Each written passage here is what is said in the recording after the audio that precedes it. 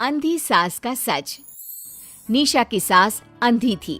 वो ठीक से देख नहीं सकती थी, लेकिन शादी के बाद, माँ जी खाना खा लीजिए, और हाँ मैं आपको दवाई दे रही हूँ, वो भी खा लीजिए। नहीं नहीं बेटा, तू बस खाना बना ले, मुझे अंदाजा है मैं खुद ही खा लूंगी सब कुछ। रोज सुबह निशा की सास की आदत थी। निशा बेटा, सब्जी दे दे, मैं काट देती हूँ। अरे नहीं नहीं माँ जी, आपको चाकू लग सकता है। नहीं नहीं बहू, मुझे अंदाजा है कि कैसे काटना है, काफी वक्त से कर रही हूँ ना मैं। वैसे भी डॉक्टर ने कहा है कि थोड़ा बहुत काम करना जरूरी होता है। माँ जी, डॉक्टर ने कहा है तो दे देती हूँ आपको, लेकिन मेरा मन नहीं मान रहा। अरे बहू, काम नहीं करूँगी तो कैसे चलेगा, बिल्कुल ही अपाहिज हो जाऊंगी। निशा सास को वो जो काम बोलती वो करने दे देती है। एक दिन निशा की सहेली का फोन आता है। सास सुन रही होती है कि वो किसी से बात कर रही है। क्या हो गया रमा, हमेशा परेशान से ही क्यों रहती हो? आ जाओ ना कभी मेरे घर पर। अरे नहीं रे, तुझे परेशान नहीं करना चाहती हूँ। मैं जानती हूँ तेरी सास अंधी है। अरे कैसे मैनेज करती होगी तू अकेले?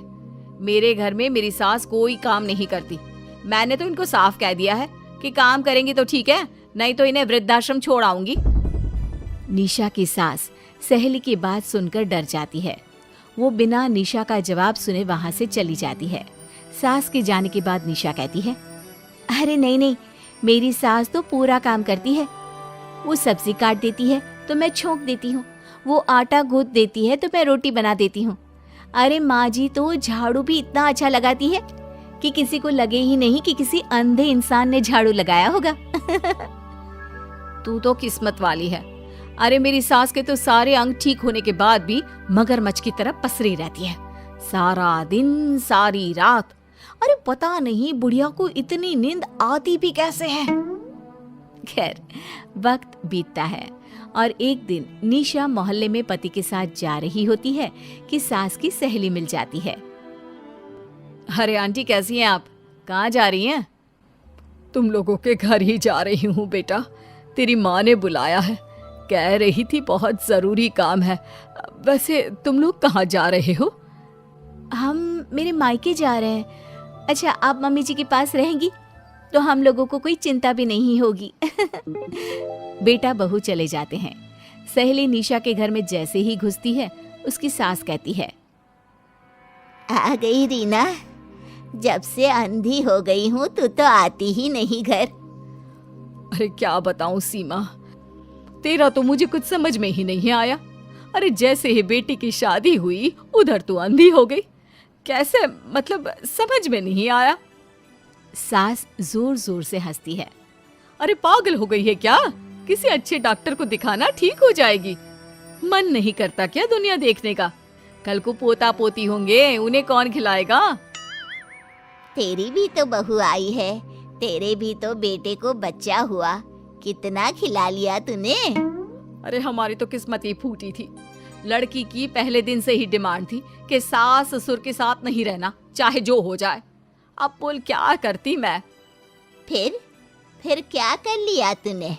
दोनों आंखें होने के बाद भी परेशान ही है ना? हाँ, पर चल कम से कम दुनिया देख तो रही हूँ ना, तेरी तरह अंधी तो नहीं हो गई। निशा की सास शांत हो जाती है। उनकी आंख से आंसू गिरने लगते हैं। अरे अरे रो मत, क्यों रो रही है? वैसे भी दुनिया में ऐसा कुछ नहीं है कि जो देखा जाए। चालाक बहुएं और ऊपर से वो बेटे जिन्हें बचपन से सीने से चिपका कर पाला, वो भी बीवियों के कहने पर माँ से लड़ पड़ते हैं। तेरी गुलाबी रंग की साड़ी बहुत अच्छी लग रही है, और ये जो चश्मे का फ्रेम है ना, जच रहा है तुझ पर। सहेली शांत हो जाती है।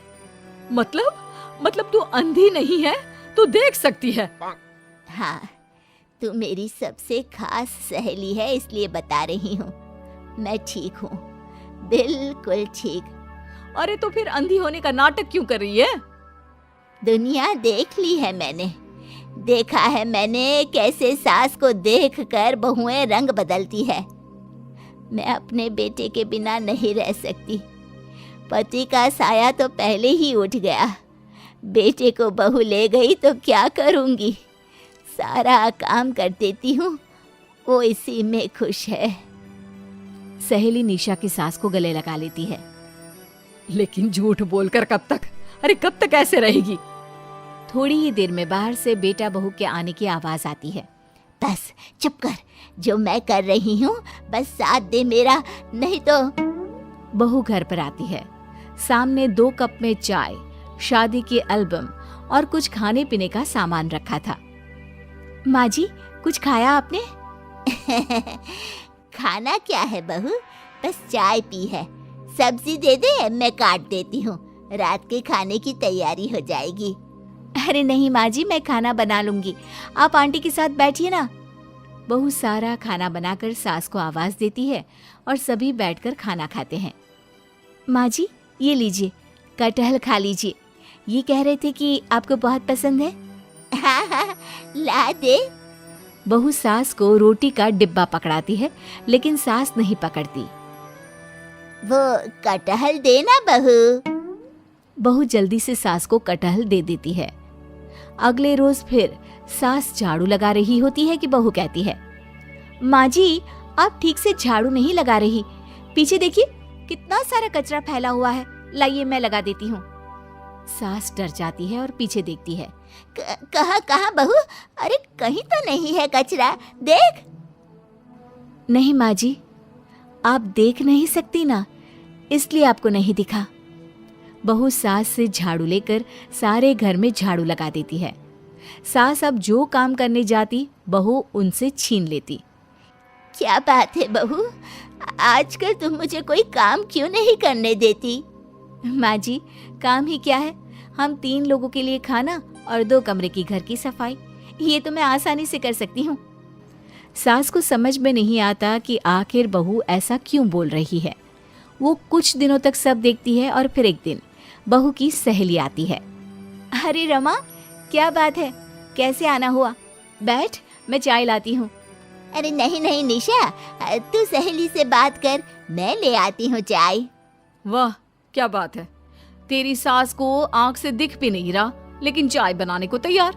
और एक मेरी वाली है, हाथ पैर हिलाने के भी पैसे लेती है। वैसे यार आज मैं रिलैक्स हूँ, छोड़ आई मैं उन्हें वृद्धाश्रम। सास डर जाती है और अंदर से चाय बनाकर ले आती है, लेकिन डर के मारे सास के हाथ से चाय की ट्रे गिर जाती है। बहू की सहेली बोल पड़ती है, अरे कुछ काम होता नहीं है तो करती क्यों है बुढ़िया, एहसान दिखाने के लिए? अरे मैं तो कहती हूँ तू भी इस अंधी को वहीं छोड़ा। नहीं नहीं निशा बहू, मुझे माफ कर दे, गलती से ट्रे गिर गई, मैं सारा काम करूँगी, बस मुझे मेरे बेटे से अलग ना कर, मैं नहीं रह पाऊंगी उसे देखे बिना। बस माँ, यही सुनना था। आप देख सकती हैं, फिर भी डर के मारे जो नाटक आपने अंधी होने का खेला, मैं उसे खत्म करना चाहती थी। माँ जी, आप घर की बड़ी हैं, मेरे पति की माँ है, मेरे लिए आपकी जगह भगवान से कम नहीं। आप अंधी नहीं भी होंगी तो भी मैं कभी भी आपको खुद से दूर नहीं करूंगी माँ जी, मेरा विश्वास रखिए। फिर निशा सहेली को देखती है। अच्छा होगा रमा कि तुम मेरे घर से चली जाए, क्योंकि मेरे घर में ऐसे लोगों के लिए कोई जगह नहीं है जो बड़ों की इज्जत नहीं करते। सास चैन की सांस लेती है। जीती रहे बहू, जीती रहे।